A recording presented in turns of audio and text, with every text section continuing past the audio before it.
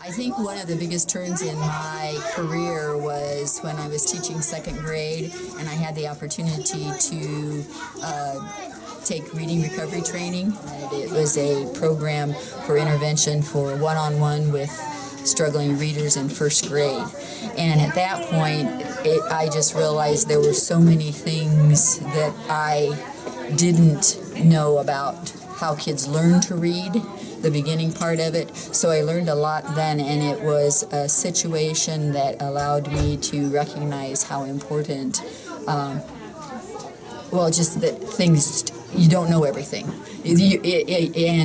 Regardless of the amount of time you spent in college, there's so much more information and so much need to check it. And the other part of it is not even that it's necessarily that you have to learn something, it's required that you learn something new, but it also keeps you very excited about the career because it keeps you learning. And I guess that's one of the things that, like Lakeland, it's in a lot of the school corporations, we're talking about lifelong learners, and that has to go for the teacher as well. Kindergarten nowadays, the expectations are that when they leave kindergarten, they are reading and writing, which, I mean, it's changed hugely. I've been doing kindergarten for, 13 years now of my 41, and when I first started kindergarten, we were still doing half-day kindergarten. Yeah.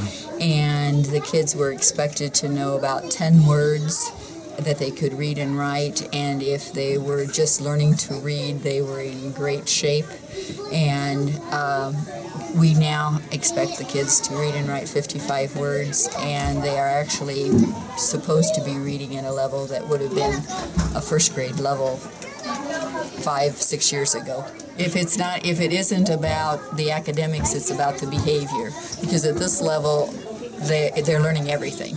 So they have to learn how to sit, they have to learn how to line up, they have to learn how to pay attention. So it's constant. The reason to